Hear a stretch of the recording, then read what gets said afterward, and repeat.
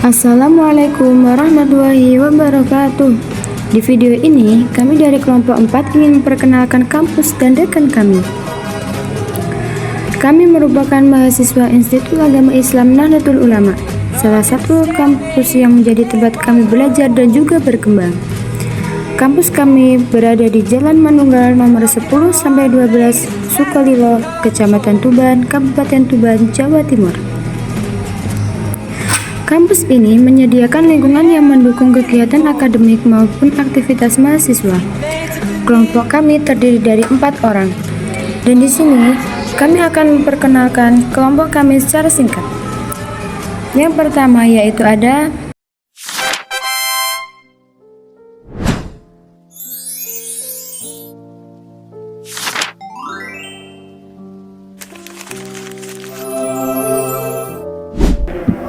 Mengapa belajar teori manajemen? Manajemen adalah bagian yang sangat penting dalam sebuah organisasi atau perusahaan. Manajemen bertugas mengatur, mengarahkan, dan mengawasi kegiatan agar tujuan organisasi dapat tercapai dengan baik. Ilmu manajemen terus berkembang mengikuti perubahan zaman. Dengan mempelajari teori manajemen, kita bisa memahami cara menganalisis masalah, mengambil keputusan, serta menyelesaikan persoalan yang dihadapi oleh seorang manajer. Teori manajemen membantu kita menjadi manajer yang efektif, terutama karena organisasi saat ini semakin besar dan kompleks. Teori sendiri merupakan kumpulan prinsip yang disusun secara sistematis, sedangkan konsep adalah istilah yang digunakan untuk menjelaskan teori tersebut. Ada beberapa alasan mengapa teori manajemen perlu dipelajari. Yang pertama, teori membantu manajer dalam mengambil keputusan. Yang kedua, teori membentuk cara pandang kita terhadap organisasi dan manusia di dalamnya. Yang ketiga, teori membuat kita memahami lingkungan bisnis. Dan keempat, teori dapat menjadi sumber ide baru dalam pengelolaan organisasi.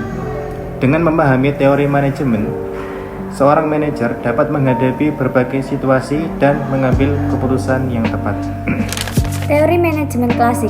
Teori manajemen klasik muncul ketika organisasi mulai berkembang besar dan membutuhkan pengelolaan yang lebih teratur dan sistematis. Salah satu tokoh penting dalam teori ini adalah Henry Fayol. Ia dikenal sebagai bapak manajemen operasional. Menurut Fayol, kegiatan dalam perusahaan dibagi menjadi 6, yaitu kegiatan teknis, komersial, keuangan, keamanan, akuntansi, dan manajerial. Henry Fayol juga merumuskan 14 prinsip manajemen seperti pembagian kerja, disiplin, kesatuan pemerintah, keadilan, dan kerjasama. Prinsip-prinsip ini bertujuan agar organisasi dapat berjalan dengan tertib dan efisien. Selain Fayol, ada juga James D. Money. Ia menekankan pentingnya koordinasi, pembagian tugas yang jelas, hubungan wewenang, serta perbedaan tugas antara staf dan lini.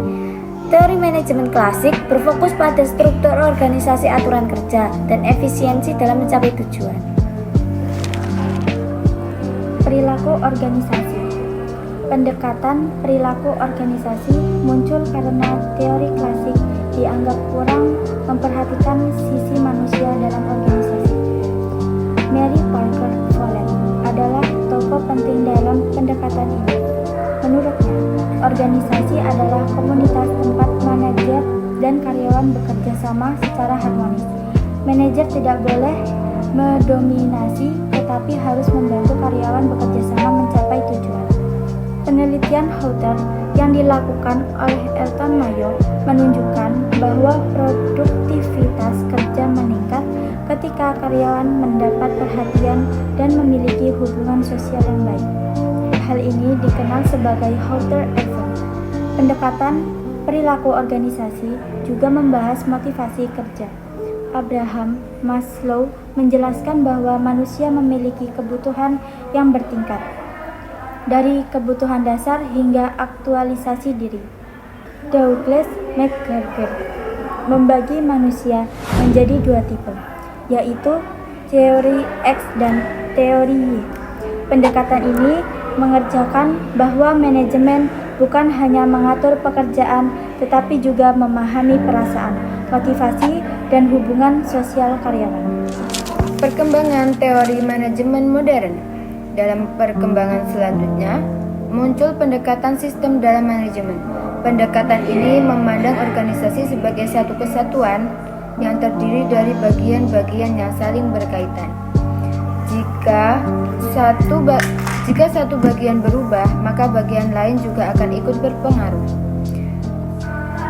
Chester E. Bernard menekankan pentingnya komunikasi dan kerjasama dalam organisasi agar tujuan bersama dapat tercapai. Pendekatan sistem juga mengenal konsep sinergi, yaitu hasil kerjasama lebih besar daripada hasil kerja masing-masing bagian. Selain itu, berkembang pula pendekatan kontingensi atau situasional. Pendekatan ini menyatakan bahwa tidak ada satu cara manajemen yang paling benar untuk semua situasi. Cara mengelola organisasi harus disesuaikan dengan kondisi, lingkungan, dan tujuan yang ingin dicapai. Oleh karena itu, seorang manajer harus bersikap fleksibel dan mampu menyesuaikan teori dengan keadaan yang dihadapi. Kesimpulannya, teori manajemen sangat penting untuk membantu manajer memahami organisasi, mengambil keputusan, dan menghadapi berbagai situasi.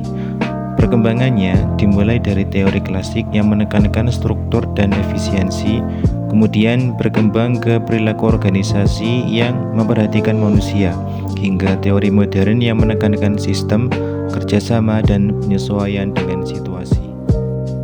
Semoga penjelasan ini bisa menambah wawasan kita semua. Terima kasih sudah menonton. Wassalamualaikum warahmatullahi wabarakatuh.